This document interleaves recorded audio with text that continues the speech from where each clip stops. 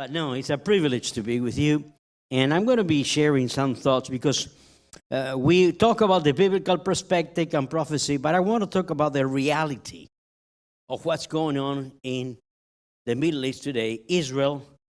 And we get to understand how this conflict that we have today came about. Because we read about the Gaza rockets, we read about the Intifada.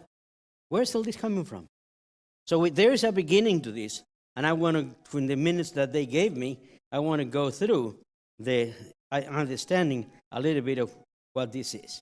Now, it's what I call this. This is a conflict that has been foretold, because when you look at the book of Genesis, it says that the Lord prayed. Isaac prayed to the Lord in behalf of his wife because she was barren. The Lord answered his prayer, and his wife Rebekah became pregnant. The babies jostled with each other within her, and she said, "Why is this happening to me?" So she went to inquire to the Lord. And the Lord said to her, "Two nations are in your womb, and two people from within you will be separated. One people will be stronger than the other, and the older will serve the younger." That's interesting. Now we have another, what I call a problem in the Abrahamic covenant. And you know about the covenant God made with Abraham. But it says in Genesis 15, "On that day the Lord made a covenant with Abraham and said, 'To your descendants I give this land, the land from the river of Egypt, the great river Euphrates.'" And this is the problem. The land of the Kenites, the Kenizzites, the Cadmonites, the Hittites, the Perizzites, the Rephaites, the Amorites, the Canaanites, the Gershonites, and the Jebusites. Is there a problem here? Yeah. God is given a land, and we heard a lot about it, but that land was occupied by other people. I just came from preaching in Wyoming and Nebraska, and it's a lot of open space. God could have given them Wyoming. But we know here that we have a problem. You're giving a land where somebody else is living. So God said, you're going to go there and you're going to have a problem. I will be with you. And remember how with Joshua said, just be brave, and how Joshua conquered. But it is a problem. It is a problem because when you take somebody from the place where they are, they think that they have the right to the place where they are. And the conflict that we have today is basically because people have been removed historically, and now they want to come back. And the fact that Israel is there doesn't make a lot of people happy. And that's the reality of the conflict that we have today. God made a promise, and he made a warning to the people of Israel. Before Israel enters into the promised land, Moses gives the second law, which is called Deuteronomy. And Deuteronomy means second law. And he warns them, if you obey the Lord, you will be blessed. If you disobey the Lord will have the right to take you out. And he will banish you from among the nations. And when you repent, I'll bring you back. And then reading from Deuteronomy 30 says, when all the things befall you, the blessings and the curses that I said before you, and you take them to heart amidst the various nations to which the Lord your God has banished you. Now, they haven't even entered into the promised land. And God is already saying, if you disobey me, you will be banished. Interesting warning. But when you repent, he will bring you together again from all the peoples where the Lord your God has scattered you. God reserves the right to give the land, and also gives the right to take the people away if they disobey. Now, imagine that I give to one of my children a Game Boy, an Xbox or whatever. And he's a good guy, and he's doing well in school. And because I love him, and he's good in school, I give him an Xbox. You know what an Xbox is? Yeah, to us. You know what a Commodore 64? Okay. You know what it is. Okay. So let's say that he spends a lot of time playing, bing, bing, dong, dong, dong, and I see that his grades start to go down the more time he spends with the game. Then I go and say, you know what? You can't play it. I take it away from him. But you gave it to me. Yes, yours. But you can't play it. But it's mine. Yes, it is yours, but you can't play. I'm your father. I'm telling you, you're being punished. You can't take it. When you improve your grades, I'll give it back to you. That's somehow how God relates. And did God ever banish the Jewish people from the land? Yes. The Lord banished the Jewish people from the land. And we have what he called the banishments. I'm going to just go over very quickly because I want to come to the present time. We know the Assyrian captivity, Northern Kingdom, 721, Babylonian captivity, 586, the Roman destruction of the temple, year 70, the Bar Kokhba revolt, Jerusalem becomes Aeola Capitolina, Israel becomes Palestine, a province in Syria, and in 425, the final expulsion of Theodosius II of all the rabbis from Israel.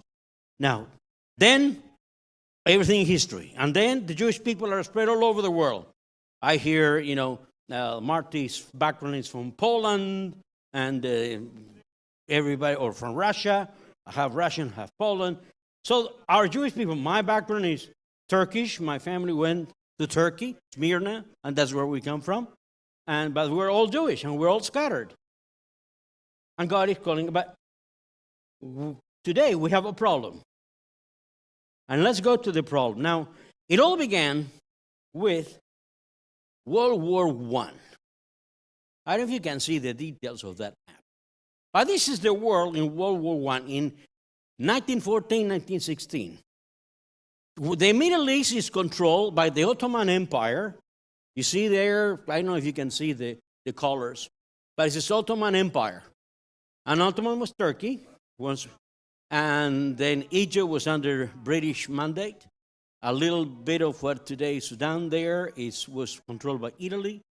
Then France has what is today Iraq and Persia. Russia is up there north. That's the world in World War I. During World War I, the Allies were having a problem. Okay, World War I, we have the Central Powers, which is Germany, the Austro-Hungarian Empire, and the Ottoman Empire. And that's one side. On the other side, the Allies were United States, France, England, and Russia. Now, something happened. During World War I, they needed to have allies there because they needed to control the oil that was coming from there. Oil was a problem. Whoever controls the Gulf of Aqaba, whoever controlled that peninsula until today, oil flows through there. So Mr. Sir Henry McMahon made a promise to Abdullah bin al-Hussein. Now, these characters are interesting because one, Abdullah bin al-Hussein, was the grandfather of the king of Jordan. And he was a Hashemite ruler. And McMahon made a promise to al-Hussein that if they supported the Allies, al-Hussein will have control of what we call today Palestine and the Middle East and Syria. Do you remember the movie, what was it? Lawrence of Arabia, when he rides on the train on top of it? What are they trying to do? They are trying to get the support of the Arabs. So in order to get the support of the Arabs, they are promising things. And the thing he's promising is, you help us, and we are going to give you control of all of Palestine and Jordan and Syria and Lebanon. Wow! Why not? I'll do it.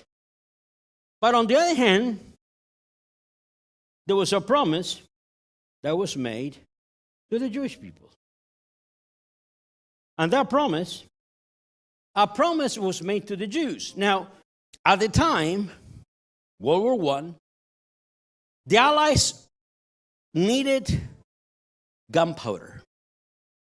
There is something in the gunpowder compound that is similar to ammonia, but the Germans were the only ones who had the way of doing it. It was a form of acetone. So the Allies needed gunpowder to continue with the war. The Germans had control of the acetone. So they approached somebody whose name was Chaim Weizmann, who later became president of Israel. And he was a chemist. And he won a Nobel Prize. And the promise that was made to him was, if your people, if the Jews, support us, we are going to give you a homeland.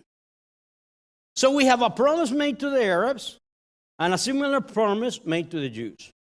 Sounds very interesting, right? So part of that came in what we call the Balfour Declaration. And the Balfour Declaration is a landmark because it is a white paper. Now, a white paper is a letter of intention. It's not a legal document. And it was written by, as a statement, in which Sir Arthur James Balfour, who was the British Foreign Secretary, he wrote a letter to Baron Rothschild, representing the Jewish community. And he says in this paper, for the first time, that the British Empire will support the establishment in Palestine of a national home for the Jewish people. Interesting. But in the meantime, when the two promises are made, there was a secret accord that was made between France, England, and Russia. Now, when I talk about Russia, I'm talking about when the Tsar was in control. Now, at the end of World War I, the communists, there's a revolution, the Tsar is taken away. So there is a secret pact that is called the Sykes-Picot Agreement. And Sykes-Picot, one was the foreign secretary from England, that one was the foreign secretary for France. And they got together one day in England, and they decided, when we win the war, this is how we are going to divide the Middle East. So they got a ruler, they got a map, they drew a line. Boop. This is going to be mine, this is going to be yours, this is going to be mine. Now, it was a secret agreement, because everybody was going to get a part, but nobody would know about this, except Russia was supposed to get Armenia and Constantinople, Istanbul. But in the middle of that, of the conflict, Russia ceases to be the Russian Empire, and it's taken over by the Russian Revolution. So, the French and the British move out and remove Russia from this secret pact. Russia didn't like it. So what was supposed to be secret was made public. And now we know what this accord was. It was made by two guys, and look at the way they were going to divide it. That part of that was going to be, look at that. British, wow, all that section. Syria was going to be all French. Russia was going to get Armenia. Kuwait was going to be an invention. And you know that we had a war. Saddam Hussein was right when he said we're going to recover something that was taken from us. Because as you can see, Kuwait is an invention that was put in the middle of Iraq. So that's all this conflict comes because somebody in England, somebody in these great powers made agreements without taking account a very important thing. And the thing is that there are people there. And the people there are not, see, we can, you see the map there? Every different color marks a different group of religious identities. You have the Shiites, you have the Sunnis. They hate each other since a great war of 714. A great war until today. There was a great war because when Muhammad dies, they want to have the successors. One of the successors wants to be his father-in-law, a very wise man. And somebody said, no, it's got to be a blood descendant of Muhammad. So they decided to have a nephew. And they fought it. And they fought it out. And they are fighting over until today. We don't read in the newspaper that a mosque was blown in Pakistan. You read in Syria, a mosque is blown in Syria. Why? Because the peace and the blood that was shed because of who was the successor of Muhammad continues until today. But when they drew this chart between England and France and Russia, they didn't realize that they were trying to group together people that hated each other. You put together people just because you draw a line, so you have here a problem, and you cannot see the detail, but every color there is a different group. And when you come to the Middle East, especially when it says Syria there, it's a mess. Because you have a neighborhood that is Shiite and another neighborhood is Sunni, and they have been hating each other for 1,000 years. And we tell them, no, you got to make peace. It doesn't work like that. It doesn't work like that. So what we have in the Middle East is a series of conflicts that have ethnic, religious, and historic consequences, which we ignore. And sometimes we try to impose on them values that actually are not theirs. Now, let's go to a little modern. We have what we call the British Mandate. At the end of the war, the United Nations, the League of Nations, establishes what we call a mandate. The Middle East is a mess. End of World War I. And the British Mandate was valid from the 29th of September 1923 until the 15th of May 1948. Look at the end of this mandate. Was a Class A done by the League of Nations, a mandate for the territories of Palestine, in which the Balfour Declarations of National Home for the Jewish People was to be established. And Transjordan was going to be a separate Arab emirate, both of which were conceded by the Ottoman Empire following World War I. And in this partition, this is the area that was going to be under the British Mandate. The League of Nations gave all that section. Now, imagine, there you're going to see what today is Israel, today is Lebanon, today is Jordan, part of Arabia, part of Iraq, and Syria. Was all under the British Mandate.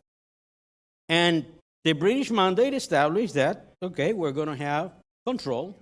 And the mandate lasted until the end of World War II. When the creation of the United Nations, and I'm jumping because we have to move ahead, during the British Mandate that lasted from the end of World War I until the end of World War II, there were Jewish people coming from the pogroms of Europe, and the Zionist movement was coming in. And the Zionist people really, because there was a mandate now that the Jewish people needed a homeland. And that's the desire that was established in this white paper, which we call the Balfour Declaration, came into fruition. And during that time, there's an underground guerrilla made in Israel in order to control, and Great Britain didn't know how to handle it. Until then, when the United Nations is formed, one of the first things that England does, being one of the powers of the Security Council, and I don't want to go into the details, but there are people who have veto power, and one of the first resolutions that is dealt by the United Nations after it's created is the declaration of a plan for the partition of Palestine. Now, this map for the partition of Palestine showed it was a declaration on the 27th of November of 1947, The UN Security Council, see if we can see it again. You can't read it, let me read it for you. On the 29th of November, 1947, the United Nations Assembly adopted a plan called Resolution 181, parenthesis 2.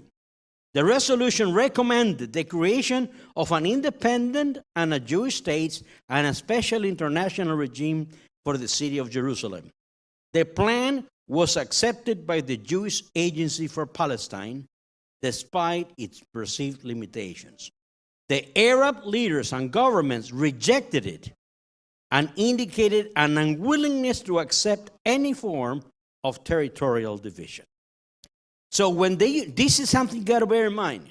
When the United Nations declared the partition of Palestine and allowing for the formation of the State of Israel, Israel accepted that resolution, while all the Arab states rejected it and have rejected it until today.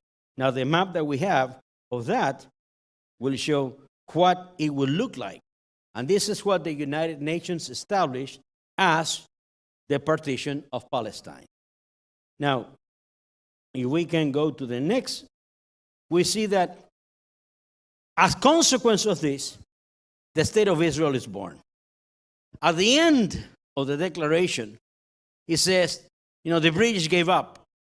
And it said, in May of 48, it said, we give up. And the 14th of May is the last day we're going to be here. So on that day, that was the Declaration of Independence of the State of Israel. It was proclaimed on the 14th of May, 1948, by David Ben-Gurion, the executive head of the Jewish Agency for Palestine, and he became the Prime Minister of Israel. He declared in the Constitution of Israel the establishment of a Jewish state in Eretz Israel to be known as the State of Israel, which would come into effect on termination of the British mandate at midnight of that day. And what you see there on the right, you can't read it, but it's the Declaration of Independence in Hebrew that was read. The event is celebrated annually. It's on the 5th day of the month of Iyar. And you ask, how come Israel celebrates Independence Day on different days? No, they don't. It's always on the 5th day of the month of Iyar of the Hebrew calendar. We're celebrating that. Now, it's interesting that immediately after the reading of that, there was an Arab threat. Immediately. The Arabs made clear they would go to war to prevent the establishment of the Jewish state. The chairman of the Arab Higher Committee for the Arabs said to the United Nations, we will fight every inch of their country. 2 days later, the holy man of Al-Azhar University in Cairo called on the Muslim world to proclaim a jihad, a holy war against the Jews. Nahamal Husseini, the Arab High Commissioner, said, he told to the United Nations, the soil of our beloved country, we will fight until the last blood of our soul. Doesn't look very good for Israel. Israel declares independence, and on the same day, all the Arab nations say, we like it. And that's how Israel enters. From that day, no Arab state has recognized. Now, you understand that in the United Nations, there are 62 Muslim countries in the United Nations. 62 Muslim countries who vote all as a bloc. Israel, sometimes, not always, has the backing of the United States. Used to have the backing of other powers like Great Britain. Now Israel is totally isolated. Israel had to go and fight. The same day that independence is declared, we have the first Jewish war. The War of Independence, 1948, 1949, and the Jews fought hard, and they controlled in that War of Independence. I don't know if you can see the details, but see how tiny the color of what Israel is. It's a very tiny, small country. Didn't have control of most of Gaza. Didn't have control of most of the northern part as well. Now, the Arabs vowed revenge, and since they never accepted it, they decided to take it against Israel again. And then, would you remember the 6-day war? On one day, Six nations declare war against Israel, beginning with a blockade in the Gulf of Aqaba. And Israel had to fight back because according to international law, if there's such a thing as international law, a blockade is a declaration of war.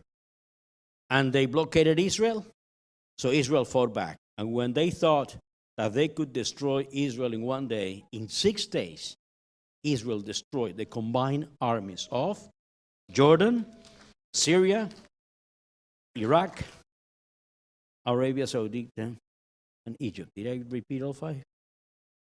So, was it a miracle? I see God's hand. Now there's another war. Of course, they lose that war and they lose badly. And they want blood again. So they want to go, okay, we're going to fight again. So, hey, you have an idea. When all the Jews are praying in the synagogue in Yom Kippur, we're going to catch him and we're going to invade him. So the Arab country, the same countries, 5 countries invaded Israel on the day of Yom Kippur in 1973. Israel was actually caught off guard.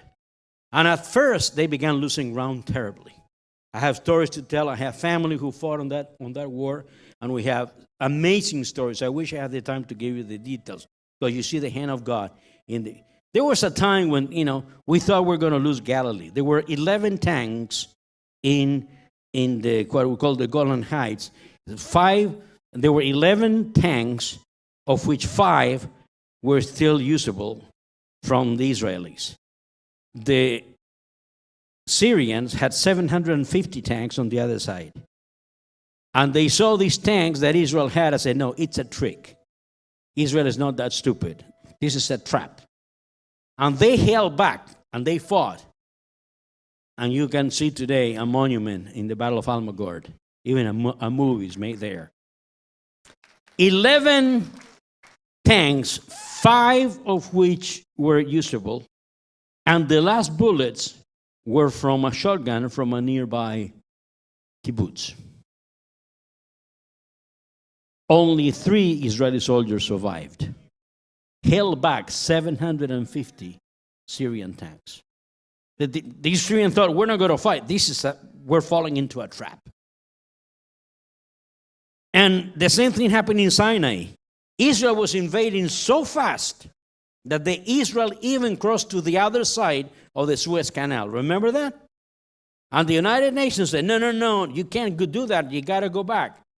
But Israel gained so much territory in the 1973 that Israel reached its highest territory ever from the war of 1973. Now, Israel needed to have secure borders. So, 1973, then we have, now let me go to this. Because Israel at that time, as a result of the 1973, Israel captured part of the Golan Heights. And the Golan Heights is right on the other side of the Sea of Galilee, or Lake Kinneret. And Israel said, Syria, we will give this territory back to you if you promise not to shoot at us from there. And Syria said until today, we're not making peace with you because this is our territory. And if we go back there, we can do with it whatever we want. And he was saying, no, we're not going to make peace with you until you promise not to shoot at us. And why Israel and Syria have not been able to come into any type of accord is because Israel is not going to give back the Golan Heights until Syria promised not to use it to shoot at them. And unless they have this compromise, it's not going to happen. Now, that's why we have war. That's why we have constant war. Now, finally, the United Nations, there was a meeting in Oslo, and we called the Oslo Accord. And the Oslo Accord is something that was made up in order to divide and say, this is going to be the 2-state.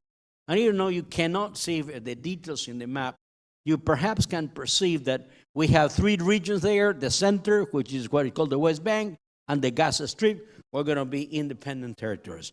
And this is the famous, what we call the 2-state solution.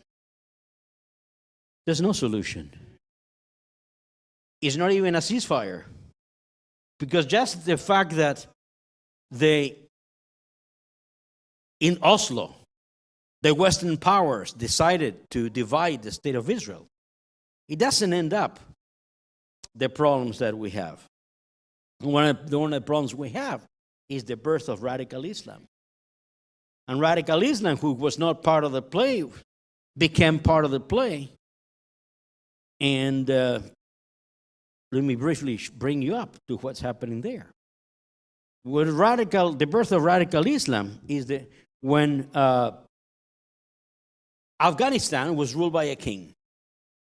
And his brother killed him, and he established a republic.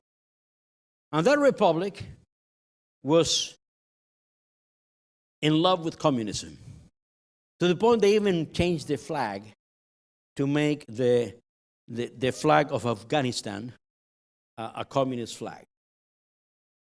Now, Afghanistan was a very poor country, but we're very religious, very traditional. So when they see the Soviets taking over and controlling the country, the religious people don't like it. So they start to fight back. And these fighters, whom we call the Mehudiyim, they go to nearby countries to learn on how to fight back. In the meantime, United States gets involved. How?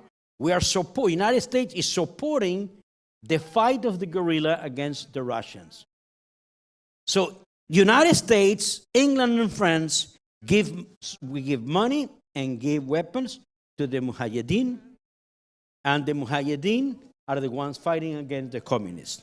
Now, the ones who escape and don't want to fight go to nearby countries, they go there to learn how to be better Muslims. And the word comes up, these people that went to the nearby countries, because Afghanistan became a communist country, are called the Taliban. The Taliban. You heard the word Taliban? The Taliban means the students. The students that left Afghanistan. Now, among the students was a very brilliant man called Osama bin Laden. And they established what we call franchises. And the franchises that they established are called Al-Qaeda. Al-Qaeda means basically a franchise. And they start to establish, and they need to have a common enemy. Who is the common enemy? They have already recaptured, and they regain control of Afghanistan. So there's a new word. Big Satan and little Satan. Big Satan is United States, and the little Satan is who? Israel. And Israel is becoming now the target of hatred. Now, the problem that we have there is that we do not fully understand that through pacts, secret pacts, international agreements, we can never make peace. And the question is, will there be peace in the Middle East? I wish I could say yes. Regrettably, I have to say, I don't think so. Why? According to what we read in the Bible, and I promise not to get into Ezekiel 38 and 39, but I have to mention at least a couple of verses. We know that when Israel is secure within its borders, the Bible says that Israel is going to be isolated. And all the nations will rise. And all the nations are rising today against Israel. Israel has few friends. Thank goodness for the backing of the United States. And you had a former prime minister here that I don't want to get into politics, but I pray that he will be back. And Israel has little support. But what does the Bible say? And this is important for us to understand. The Bible says that there is a final plan. And the final plan, I'm sorry, is not a peace plan the way we understand it. And probably Michael Brown will disagree with me or agree, I don't know. We'll see it afterwards. But I see in Ezekiel 38, I see God's final plan and God's solution. If people ask me, is there going to be peace in Israel? Yes. When? Ezekiel 39. I promise not to touch 38, okay? So I didn't say anything about 39. Ezekiel 39, 27 to 29. When I have brought them back from the nations, I have gathered them from the countries of their enemies. This is the Lord speaking. I will show myself through them in the sight of many nations, and they will know that I am the Lord their God. For though I send them into exile among the nations, I will gather them to their own land, not leaving any behind. I will no longer hide my face from them, and I will pour out my spirit on the house of Israel, declares the sovereign God. But in the previous verses, it talks about an invasion, a great war. And at the end of this great war is when we see God's final promise. And what is the final promise? It's God's final victory. And you can read in detail Ezekiel 37, Ezekiel 38, Ezekiel 39. I love the ending of each one of the chapters. It says, this is the Lord. After all the nations rise against Israel, the Lord fights for Israel. And I believe the Messiah will be revealed, and they will know him whom they have feared. And it says in Ezekiel 38, and I will show my greatness and my holiness, and I will make myself known in the sight of many nations. They would like that. Then they will know that I am the Lord. Wow. That's what I understand to be God's plan for Israel. But we have to be able to put everything within the present-day context. And the present-day context of the situation in the Middle East doesn't allow for the type of peace plans that the United Nations or France or England or Russia or whoever is trying to do. It never worked. It hasn't worked. It is God who has the final word. And the final word is that, yes, I will bring my people back. And once they are secured, they will attack Israel. But I will fight for Israel. And I will show my greatness. And not only Israel, but all the nations will know that I am the Lord. This is God's plan for Israel. It's not the United Nations plan.